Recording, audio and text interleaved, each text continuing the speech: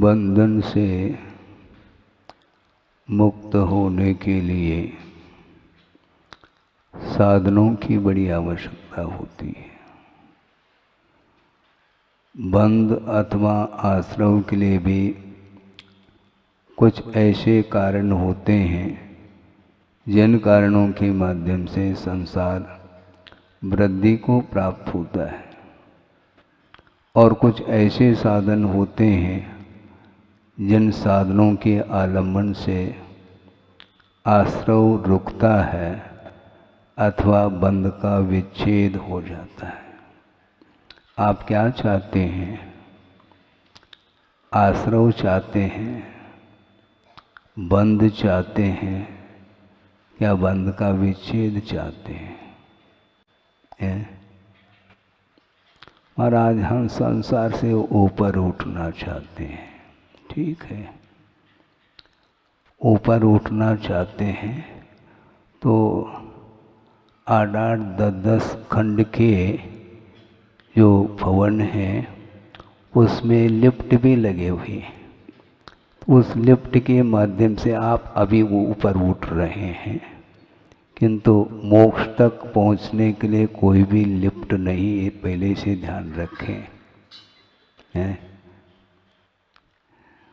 Lift नहीं, और किसी को लिफ्ट नहीं दिया जाएगा। लिफ्ट इसलिए नहीं दिया जाएगा कि जो स्वयं हेयभूत पदार्थ को समझते हुए संसार से ऊपर उठने के लिए निरंतर पुरुषार्थ की ओर ध्यान रख रहा है, उसको कोई लिफ्ट की आवश्यकता नहीं। बिना लिफ्ट के वहाँ तक पहुँच जाएगा। लिफ्ट की व्यवस्था नहीं। ऊपर उठने के लिए स्वयं अपने आप को हल्का करना पड़ेगा। तो जो जितना हल्का होगा, जितना वह लघुत्व का अनुभव करेगा, तो लिफ्ट की क्या आवश्यकता है। एक समय में वह लोक के अग्रभाग पर पहुंच जाएगा, क्योंकि शरीरातीत अवस्था जब प्राप्त होती है तो अपने आप में किसी पर वस्तु के सहारा लिए बिना वह ऊपर की ओर गति कर जाता है। ऊर्ध्वगमन करना जीव का स्वभाव है, इसलिए स्वभाव की उपलब्धि के लिए हमें निरंतर प्रयास करना है। और आज इस पवित्र तिथि के दिन नेमावर सिद्ध क्षेत्र में गुरुदेव के कर कमलों से 23 दीक्षाएं संपन्न हुई थी। दिगंबर दीक्षा, उस समय संग में मैं भी उपस्थित था और उस दृश्य को देखने का अवसर मुझे भी प्राप्त हुआ। हालांकि गुरुदेव की दीक्षा उस समारोह में हम पहुंच नहीं पाए। सन 68 की बात है, जब उनकी दीक्षा ज्ञान सागर जी महाराज के कर कमलों से अजमेर में हुई थी। उस समय मैं उपस्थित नहीं था और लगभग 20 दिन के उपरांत उपस्थित हुआ और दर्शन किए। द्रव्य, क्षेत्र, काल, भव, ये सारे निमित्तभूत सामग्री जिसके माध्यम से आत्मा का विकास हो सकता है, होता है, किंतु आत्मा का जो विकास होता है उसमें मुख्य कारण क्या है? भाव है। भावाश्रित मोक्ष मार्ग है, और उसके लिए बहिरंग साधन जो है उपयुक्त होना चाहिए, द्रव्य क्षेत्र आदि को लेकर के। तो सिद्ध क्षेत्र, सिद्ध वरकूट, धीरे धीरे भूमिका बना रहा हूँ। सिद्ध क्षेत्र है, सिद्ध वरकूट निमाड़ में है और उस सिद्धवरकूट के निकटवर्ती एक दो ग्राम हैं, एक सनावद है और एक बड़वा है। और वहाँ रहने वाले दो जीव जिन्होंने साधना पथ को अपना करके साधना में लीन हैं। 1999 में दीक्षा हुई थी इसी तिथि के दिन, और उसमें मल्ली सागर जी अभी यहीं पर हैं, चंद्रप्रभ सागर जी भी हैं। 27 साल पूर्ण हो चुके हैं। 27 साल पूर्ण हो चुके हैं दिगंबर अवस्था के साथ साधना करते हुए, और 28वें साल में प्रवेश हुआ है और 28 मूल गुण हैं। सोचो, विचार करो। सिद्धवरकूट का प्रभाव अपने आप में बहुत बड़ा प्रभाव है, किंतु जिनका उपादान है उनके लिए वह प्रभावकारी सिद्ध होता है। सनावद में और बड़वा में और बहुत सारे लोग होंगे हैं, किंतु उनके लिए ये अवसर प्राप्त क्यों नहीं हो पाया? इसको बोलते हैं उपादान और निमित्त। निमित्त के अभाव में आत्मा का कल्याण नहीं होगा, ये बिल्कुल अकाट्य सिद्धांत है। किंतु इसलिए कहा जा रहा है ये बहिरंग निमित्त है, और अंतरंग निमित्त जिसको उपादान योग्यता बोलते हैं, वह जिसके अंदर है, उन निमित्तों के माध्यम से पुरुषार्थ के बल पर जब अपनी योग्यता को उद्घाटित करने के लिए प्रयत्नशील रहता है, उसके लिए ही वह कार्य हो सकता है, संपादित हो सकता है। इसमें कोई दो राय नहीं है। अभी ऊपर चर्चा चल रही थी, 10-15 मिनट चर्चा हो गई। उसमें बात यही निकली थी कि ज्ञेय ज्ञायक संबंध का अर्थ क्या होता है। ज्ञेय किसको बोलते हैं? ज्ञातुम योग्यः ज्ञेयः। जो जानने योग्य वस्तु है उसका नाम ज्ञेय कहा है, और ज्ञेय अनंत हैं, अपने अपने स्वरूप को लिए हुए हैं, और वो जानने में या जानने के योग्य होने के कारण उनको ज्ञेय कहा। अज्ञेय कोई वस्तु नहीं हुआ करती है, क्योंकि अज्ञेय कभी भी ज्ञान का विषय नहीं बन सकता है। इसलिए अभावात्मक कोई वस्तु नहीं हुआ करती। जो भी सद्भावात्मक वस्तु हैं, पदार्थ हैं, वे ही ज्ञान के विषय बनते हैं, इसलिए उनके लिए ज्ञेय की संज्ञा प्राप्त है।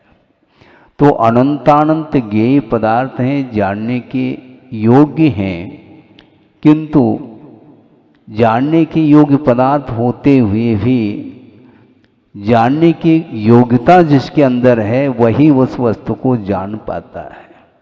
एकेंद्रिय से लेकर के असंगीय पंचेंद्रिय तक जो जीव हैं, उन जीवों के लिए वह पदार्थ सारे के सारे ज्ञेय के रूप में नहीं आ सकती, क्योंकि पदार्थ के स्वरूप का परिज्ञान जो है वह उन्हें नहीं है। क्योंकि स्वरूप का परिज्ञान हुए बिना वह कभी भी संसार से ऊपर नहीं उठ सकता। हालांकि एकेंद्रिय से असंगीय पंचेंद्रिय तक जो जीव हैं वे जड़ नहीं हैं, ज्ञान का अभाव हुआ है ऐसा भी नहीं, बहुत अल्प मात्रा में ज्ञान है, भिन्न भिन्न इंद्रियों के माध्यम से बहुत नगण्य ज्ञान होता है, और वह विषयजन्य ही ज्ञान होता है, परमार्थ संबंधी कोई ज्ञान उन्हें नहीं हो सकता। इसलिए सम्यक दर्शन की पात्रता उनमें नहीं आती। संगी पंचेंद्रिय जो होता है वही उपदेश सुनने का पात्र सिद्ध होता है, और उसमें भी बहुत सारे और दुर्लभतम चीज़ें हैं जिनको जिसने उपलब्ध कर लिया है वही विशेष रूप से देशना का पात्र बनता है। देशना आप सुन रहे हैं? सुनने में आ रहा है? प्रवचन सुन रहे हैं महाराज? केवल सुनना नहीं, क्योंकि असंगी पंचेंद्रिय के पास भी कान हैं, कर्ण जिसको बोलते हैं, वो भी श्रोता है, किंतु उस उपदेश का जो मर्म है, उपदेश का जो आशय है, उसको पकड़ने की क्षमता संगी पंचेंद्रिय में है। इसलिए आप लोग सुन रहे हैं, किंतु ध्यान पूर्वक सुनना चाहिए, और ध्यान पूर्वक वही सुन सकता है जिसके पास मन है। विचार विमर्श करने की क्षमता जिसके अंदर है वही संगी माना जाता है। तो मैं ये कह रहा था कि द्रव्य क्षेत्रादि के मिलने के उपरांत भी जिसके अंदर रुचि नहीं है मोक्ष मार्ग के प्रति, वह आगे बढ़ नहीं सकता। सामान्य रूप से रुचि होना यह अलग विषय है। रुचि का अर्थ सम्यक दर्शन है, किंतु मात्र सम्यक दर्शन मात्र मोक्ष मार्ग नहीं है। मोक्ष मार्ग जो बनता है मार्ग एक ही है, किंतु मात्र सम्यक दर्शनात्मक मोक्ष मार्ग नहीं, मात्र सम्यक ज्ञानात्मक नहीं, किंतु त्रयात्मक है। सम्यक दर्शन ज्ञान चारित्राणि मोक्ष मार्ग। स्वाध्याय करते हैं ना आप लोग? हाँ, करो थोड़ा सा, और उसका क्या मर्म है, आशय है, उसको पकड़ने का पुरुषार्थ करो। तो इस प्रकार रत्नत्रय मोक्ष मार्ग बनता है। तो पुण्य के उदय में मोक्ष मार्ग पर चलने के लिए जो निमित्तभूत सामग्री हैं वह मिलने के उपरांत वैराग्य जिसके अंदर है वही उस मार्ग पर चल सकता है। ज्ञेय पदार्थ की जानकारी हो सकती है, ज्ञेय सामान्य होता है, जानने योग्य होता है, किंतु उन समस्त ज्ञेय पदार्थों में वो सारे पदार्थ जानने योग्य होते हुए भी उनमें कुछ ऐसे पदार्थ हैं जो छोड़ने योग्य हैं। वो ज्ञेय होते हुए भी वो छोड़ने योग्य हैं, ग्रहण करने योग्य नहीं। हातुम योग्य हेय कहा, छोड़ने योग्य जो हैं उनको हेय बोलते हैं। छोड़ने योग्य हेय, जैसे मूंगफली जानते हैं आप? हाँ, मूंगफली के जो दाने हैं वो फली के अंदर है। फली सहित लेते हैं क्या आप? हैं? पशु थोड़ी। उसको फोड़ करके उस फली में से दाने आप ले लेते हैं और फली को छोड़ देते हैं, अर्थात वह ये है। फली जिस प्रकार है वह पूरी मूंगफली ही है, उपादेय नहीं। वो वहाँ पर केवल जो है ना ग्रहण करने योग्य दाने आप चुन चुन करके ग्रहण कर रहे हैं और फली को छोड़ देते हैं, वो लेने योग्य नहीं। इतना ज्ञान आपको हो रहा है। तो उसी प्रकार मोक्ष मार्ग पर जो आरूढ़ होना चाहता है वो हेयभूत पदार्थ को पहला जानता है कि ग्रहण करने योग्य तो बाद में, छोड़ने योग्य क्या है। पंचेंद्रिय के विषय मात्र छोड़ने योग्य है। विषय कह रहा हूँ, हाँ, ये नहीं कह रहा हूँ। 5 इंद्रियों के द्वारा ग्रहण करने योग्य बहुत सारे पदार्थ हो सकते हैं, किंतु वह सारे पदार्थ छोड़ने योग्य नहीं। किंतु जिन पदार्थों के माध्यम से राग, द्वेष, मोह आदि उत्पन्न होते हैं, वो पदार्थ हमारे लिए ग्रहण करने योग्य नहीं, वो छोड़ने योग्य हैं, जिसको हे बोला है। हे पदार्थ को छोड़ते है ही नहीं, और उपाधि पदार्थ को हम ग्रहण करना चाहते हैं।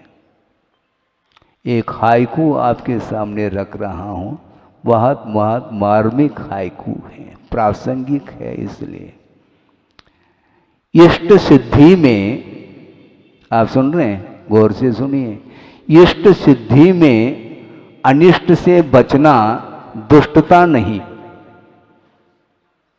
क्या सुना? इष्ट सिद्धि में अनिष्ट से बचना दुष्टता नहीं। तो इष्ट सिद्धि में अनिष्टभूत पदार्थ कौन से हैं? इष्ट सिद्धि तो हमारे लिए तो मोक्ष को प्राप्त करना ही मेरे लिए इष्ट है,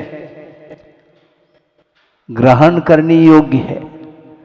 और उसको प्राप्त करने के लिए जो अनिष्टभूत पदार्थ हैं उनको छोड़ना पड़ेगा।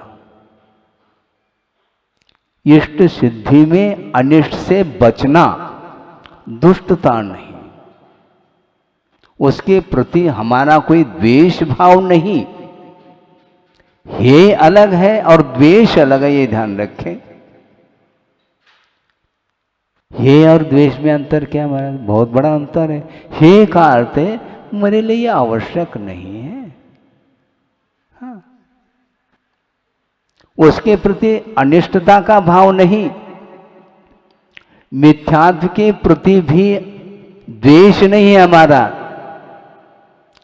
क्योंकि द्वेष संसार के लिए कारण है। वस्तु का स्वरूप जानो, और वह ग्रहण करने योग्य है तो ग्रहण करो, छोड़ने योग्य है तो उसको छोड़ो। द्वेष क्यों करते हो आप? द्वेष नहीं करना किसी से भी, शत्रु से भी द्वेष नहीं किया जा सकता। शत्रु से द्वेष नहीं रखो और मित्र से राग मत रखो, ये कहा जा रहा है। क्योंकि राग और द्वेष ये छोड़ने योग्य पदार्थ हैं, ग्रहण करने योग्य नहीं। इसलिए गुरुदेव ये कहना चाह रहे हैं, इष्ट सिद्धि में अनिष्ट से बचना दुष्टता नहीं। महाराज हमारी ओर आप देखते ही नहीं। अच्छा, क्योंकि इष्ट सिद्धि में अनिष्ट से बचना है, तो अनिष्ट से बचना तो हम क्यों देखें? महाराज हमारी तरफ देखते नहीं। भैया भगवान तो बन जाओ, हम आप ही को देखेंगे। हाँ बिल्कुल, इसमें क्या दिक्कत है? भगवान तो बन जाओ, हाँ, हमसे पहले मुक्त हो जा, हमें कोई परेशानी नहीं, कोई तकलीफ नहीं मुझे।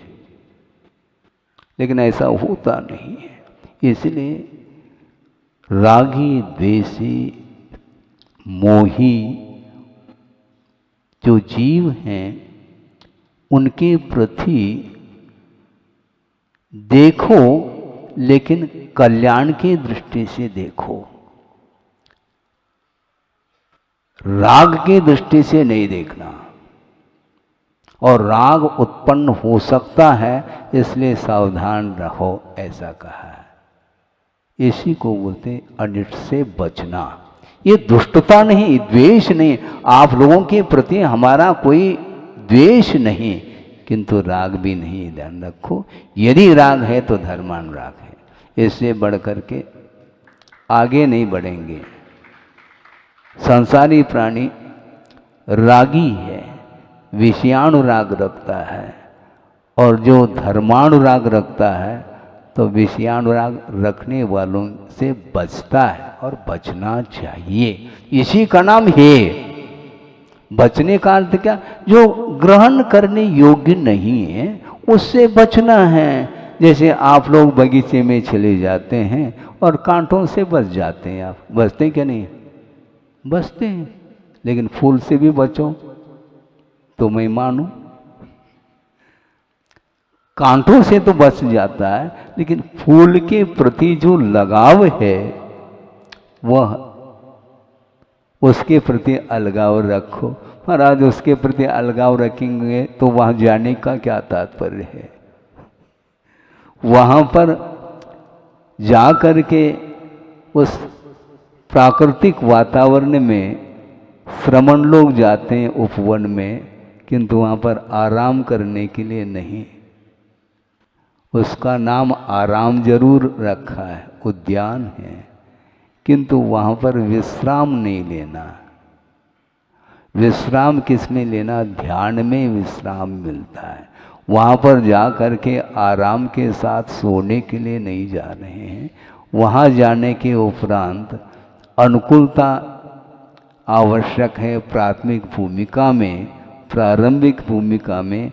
इसलिए प्रतिकूल वातावरण से अथवा रागपूर्ण जो वातावरण है उससे दूर होकर के प्राकृतिक स्थान में जाकर के आत्म तत्व का वो चिंतन करते हैं। वहाँ पर उस प्रकृति के परिसर में वहाँ जाकर एक इंद्रिय आदि भी हैं, पेड़ पौधे फूल पत्ते आदि हैं, लेकिन उनको देख करके उनका मन आकर्षित नहीं होता, किंतु संसार का बोध और हो रहा है। जगत का स्वभाव व सम्यक वैराग्यार्थम, वैराग के लिए, सम्यक अर्थात संसार से भीति के लिए हमेशा जगत के बारे में चिंतन करते रहते हैं और शरीर के स्वभाव के बारे में चिंतन करते हैं, तो निश्चित रूप से भीति संसार से उत्पन्न होती है और शरीर के प्रति राग समाप्त हो जाता है और वैराग उत्पन्न होता है। तो ये सारे सारे सम्यक और वैराग को प्राप्त कराने वाले जो निमित्त हैं, उन निमित्तों का सदुपयोग किया है और सदुपयोग करने का भाव जागृत हुआ था। इसलिए उनके लिए गुरुदेव ने अपने पास स्थान दे दिया। चंद्रपुर सागर जी, मल्ली सागर जी और इसके पूर्व में प्रशस्त सागर जी, वो भी हैं। सिद्धवरकुट के समीपवर्ती 2 ग्राम हैं, बड़वा और सनावद। हम भी गए थे सिद्धवरकुट। वहाँ जाने से एक अलग ही महसूस होता है, शांति का अनुभव होता है। क्यों होता है? वहाँ पर प्रकृति की गोद में जिन्होंने वहाँ पर बरसों साधना की है, रत्नत्रय की साधना, उसके कारण वह क्षेत्र पवित्रतम हो जाता है। आप किसी सिद्ध क्षेत्र और अतिशय क्षेत्र में जाते हैं, वहाँ पर जाते ही अपने आप ही अनायास ही शांति का अनुभव होने लगता है, क्योंकि आत्मिक शांति मिलती है तो संतुष्टि मिलती है। क्या? आत्मिक शांति मानसिक और शारीरिक शांति से यह आत्मिक शांति बहुत पृथक अस्तित्व रखता है। मानसिक शांति मिल सकती है, मन के अनुरूप कोई वस्तु मिल गई, मानसिक शांति। शरीर के लिए भी कुछ मिल गया तो शारीरिक शांति है। ये तात्कालिक है और ये पर सापेक्ष है, किंतु आत्मिक जो शांति है वह किसी भी स्थान में आत्मिक शांति को वह साधना के बल पर प्राप्त कर लेता है।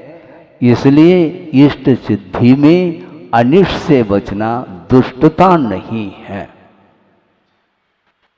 पंचेंद्र के विषय हमारे लिए इष्ट थोड़ी है। यदि इष्ट होते तो उनका विमोचन क्यों किया, उनको क्यों छोड़ा? 10 प्रकार के जो परिग्रह हैं उनको क्यों छोड़ा? मिल नहीं रहे थे क्या? मिलते हुए भी मुझे नहीं चाहिए, क्योंकि संसार के लिए कारणभूत है। इसलिए ये हे अर्थात छोड़ने योग्य है। दूसरी बात, एक महत्वपूर्ण विषय ये है कि जहाँ पर छोड़ने योग्य हैं वहीं पर त्याग का विकल्प भी आता है, किंतु जो छोड़ने योग्य नहीं है तो वहां पर त्याग का भी विकल्प नहीं आता। जैसे किसी ने कहा कि महाराज हमारा आजीवन जहर का त्याग है। हंस क्यों रहे हैं आप लोग? बहुत बड़ा पुरुषार्थ किया है क्या उसने? आजीवन महाराज, नियम नहीं, यम के रूप में आजीवन आमरण जहर का त्याग करता। अरे जहर ग्रहण करने योग्य है क्या? जो ग्रहण करने योग्य नहीं उस विषय में त्याग का भी विकल्प नहीं आता है। त्याग का विकल्प उसमें आता है जो ग्रहण करने योग्य है। ये प्रसंग फिर से बना रहा हूं, पहले बना चुका हूं किंतु प्रसंग आ गया इसलिए उसको जोड़ना आवश्यक है। अजमेर का वह प्रसंग है, आचार्य ज्ञान सागर जी महाराज बैठे हैं और बगल में गुरुदेव भी बैठे थे और उनके मुख से ही ये विषय हमें सुनने को मिला है। प्रसंग ये था कि एक विद्वान और उन्होंने अपने विचार रखे कि महाराज सम्यक दृष्टि मद्य मधु मांस का सेवन कर सकता है क्या? क्यों? इसलिए उनका कहना था कि वह अविरति है। जिसने न अनुव्रत अंगीकार किया है न महाव्रत अंगीकार किया है वह अविरत सम्यक दृष्टि माना जाता है। इसलिए अविरत सम्यक दृष्टि मद्य मधु मांस का सेवन कर सकता है क्या? तो ज्ञान सागर जी महाराज ने कहा तुम्हारी क्या धारणा है मुझे बताओ। महाराज हमारी धारणा ये है कि लेने में बाधा नहीं। अच्छा बैठो शांति से। विद्वान होने के उपरांत भी अभी भी आगम का ज्ञान नहीं हो पा रहा है। ये कहा कि वस्तुतः जो ग्रहण करने योग्य नहीं है अनुपसेव्य है उसका त्याग का प्रश्न नहीं होता। मद्य मधु मांस का समर्थन जो करेगा वह सम्यक दृष्टि कैसा हो सकता मुझे बताओ। क्या आगम में मद्य मधु मांस के सेवन करने का प्रावधान है क्या? यदि है ऐसा मानते हैं तो वह आगम नहीं आगमाभास है। श्रुत का अवर्णवाद हो जाएगा, ये ध्यान रखो। तब उनकी आंखें खुल गई। केवली श्रुत संग धर्म देवा वर्णवादो दर्शन मोहस्य। अपने दर्शन मोहनी का जो आश्रव होता है वह किसके द्वारा होता है? केवली श्रुत संग धर्म और चतुर्निकाय देव इनका अवर्णवाद जो करता है वह दर्शन मुनि का बंद करता है। तो श्रुत का सीधा सीधा अवर्णवाद हो रहा है। इसलिए मद्य मधु मांस ये ग्रहण करने योग्य है ही नहीं, तो इनका त्याग का क्या विकल्प आएगा? त्याग का विकल्प उसमें होता जो ग्रहण करने योग्य है। इसे स्पष्ट है अविरत सम्य दृष्टि कभी भी भूल करके इसका सेवन नहीं कर सकता, नहीं करना चाहिए। कितना आगमोक्त पद्धति से उत्तर दिया है, समाधान दिया है। इसलिए हे किसको बोलते हैं? जो ग्रहण करने योग्य होते हुए भी उसको ग्रहण इसलिए नहीं करना क्योंकि वह संसार के लिए कारण है, इसलिए हे भूत पदार्थों का ग्रहण करना नहीं चाहिए। तो जहर जो है वह छोड़ने योग्य, क्या वह ग्रहण करने योग्य नहीं, तो उसका क्या त्याग करते हो? तो उसका त्याग करके बहुत बड़ी उपलब्धि कर दी क्या तुमने? आजीवन घर छोड़ो तो फिर भी हम मान लें, हैं? बहुत कठिन होता है, हैं? कबहू न निज घर आयो, ये भजन तो पढ़ते रहते हैं, लेकिन ये जो घर में बैठे वह घर छूट नहीं रहा है, हैं? पहले निवेदन करते हैं महाराज नागपुर आना है आपको, और नागपुर आने के उपरांत महाराज तुलसी नगर, महाराज परवारपुरा, महाराज सदर, हैं? हम सादर निवेदन करते हैं, आप सदर पधारें। तो फिर बाद में धीरे धीरे महाराज इधर इधर किधर इधर हमारा घर है, तो धीरे धीरे आप बढ़ते हैं। ये सारे सारे इन क्षेत्रों से, इन द्रव्यों से श्रवण को कोई भी प्रयोजन नहीं, इतना ही प्रयोजन है यहाँ पर आने का। यहाँ पर जो भी मुमुक्षु भव्य जीव हैं उनका कल्याण हो, उनके लिए आगम का ज्ञान प्राप्त हो, सच्चे देवगुरु शास्त्र का स्वरूप है, सच्चे देवगुरु शास्त्र का स्वरूप ज्ञात हो, और धीरे धीरे पंचेंद्र के विषयों से ऊपर उठने का भाव जागृत हो, इस उद्देश्य को लेकर के हम नागपुर आए, ध्यान रखना। बिल्कुल। और लगभग 20-25 दिन ज़्यादा हो गए, और यहाँ पर प्रतिदिन कोई न कोई व्यक्ति पुण्य का अर्जन करता है। इसका अर्थ और दूसरे नहीं कर रहे हैं कि हमारा विवक्षा है, आप समझने की चेष्टा करो। दान आदि के माध्यम से वह आगे बढ़ रहा है, इसी प्रकार बढ़ते चली जाए, शक्ति के अनुरूप दान त्याग इत्यादि करना चाहिए, ये मेन उद्देश्य है। तो इसलिए आज इस पवित्र तिथि के दिन 23 दीक्षाएं हुई थी, और उसमें आज ही तिथि के दिन इसलिए याद किया है, क्योंकि दीक्षा की तिथि को याद करने से अपने आप भावों में और पवित्रता आती है। इसलिए आप लोग कल्याणक भी मनाते हैं, जन्म कल्याणक अलग है, दीक्षा कल्याणक, केवल ज्ञान कल्याणक। उस तिथि को याद करने से अपने आप धर्म के निकट पहुंचने का अवसर प्राप्त होता है। इसलिए इष्ट सिद्धि में अनिष्ट से बचना ये दुष्टता नहीं, ये बहुत कैसे शब्दों के प्रयोग किए। जब इस हाइकू को पढ़ा हमने सोचा कि कमाल हो गया। इष्ट कौन सी सिद्धि है, उपादेय क्या है, हे क्या है और गे क्या है, इसको समझना। तो आज इस प्रसंग में गे, हे और उपादेय इन तीनों का परिज्ञान हो रहा है। जानने योग्य जितने भी पदार्थ हैं वे सामान्य रूप से गे माने जाते हैं, और उनमें कुछ ऐसे गेयभूत पदार्थ हैं जो संसार के लिए कारण होने के कारण उनको हे की संज्ञा दी है। उनके प्रति हमारा कोई न राग है न द्वेष है, किंतु क्या है महाराज आपकी दृष्टि में वो हे है, आवश्यक मेरे लिए नहीं है। कि उपादेय का अर्थ ग्रहण करने योग्य पदार्थ, शुद्ध परमात्म जो तत्व है वह ग्रहण करने योग्य है, वो भी अपना, पराया नहीं। हाँ, जो अपना,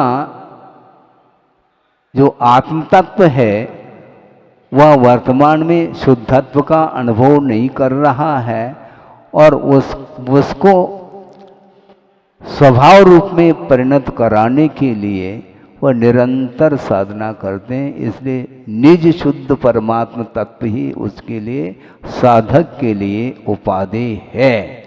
और पंच परमेष्टि इस निज शुद्धात्म तत्व जो उपादेय भूत है, इसको प्राप्त करने के लिए साधन के रूप में उनको लेते हैं, उनका आलंबन लेते हैं। जो पंच परमेष्टि हैं वे साधनभूत सामग्री के रूप में है। इस प्रकार हे, उपादेय, ज्ञेय और साधनभूत सामग्री, ये 3-4 विषय हो गए।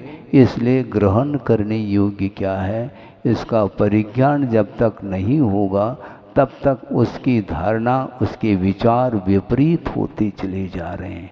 कहाँ तो उस विद्वान ने सिद्धांत का अध्ययन तो किया था, लेकिन अध्ययन भर किया था, उनकी दृष्टि किस ओर जा रही, क्योंकि उनका मन ये था, कहने का भाव कि अविरत सम्यक दृष्टि है। सम्यक दृष्टि तो है किंतु विरति नहीं है। उसने न अनुव्रत अंगीकार किया न महाव्रत किया, तो ऐसी स्थिति में अविरति है। तो अविरति क्या है, किसी भी पदार्थ का त्याग थोड़ी करेगा, इसलिए ग्रहण कर सकता है। इस प्रकार उनकी धारणा बढ़ रही थी। इसलिए उस धारणा को चेंज करने के लिए आचार्य ज्ञान सागर जी महाराज ने कहा कि ऐसा नहीं, ये अति हो जाएगी, हाँ ये ठीक नहीं। आगम का अध्ययन सोच विचार करके करो, वहाँ पर क्या प्रसंग है, क्योंकि श्रुत अर्थात आगम में कहीं भी पढ़ लो कि मद्य मधु मांस का ग्रहण करने का कहीं भी प्रावधान नहीं है। इसलिए नहीं क्योंकि वह ग्रहण करने योग्य वस्तु ही नहीं, वो अनुपसेव्य है। तो अनुपसेव्य को थोड़े सेवन किया जा सकता है? भोजन कर लिया और कुछ विपरीत खाने में आ गया और उल्टी हो गई, अब वह ग्रहण करने योग्य है? बोलो महाराज, ग्रहण करना तो बहुत दूर की बात है, नाक बंद करना अच्छा लगता है, देखना भी पसंद नहीं करता। वो उस उल्टी को वमन जो हुआ है, जो कि आपने मिठाई खाई थी, किंतु खाई थी, वो खाई में गई थी, फिर बाद में बाहर आ गई वो, अब वह दुर्गंधित हो गई। सुगंधित वह पदार्थ था और घाटी उतरी तो माटी हो गई। तो ऐसी स्थिति में आपने चाव से जिस पदार्थ का सेवन किया था, जब वह बाहर आ जाता है 24 घंटे बाद मान लो, तो वो उसको देख करके घृणा होती है। तो घृणा होती है तो वह ग्रहण करने योग्य कैसा रहा? वो अनुपसेव्य है। इसी प्रकार मद्य मधु और मांस ये ग्रहण करने योग्य कैसे हो सकते? नहीं हो सकते।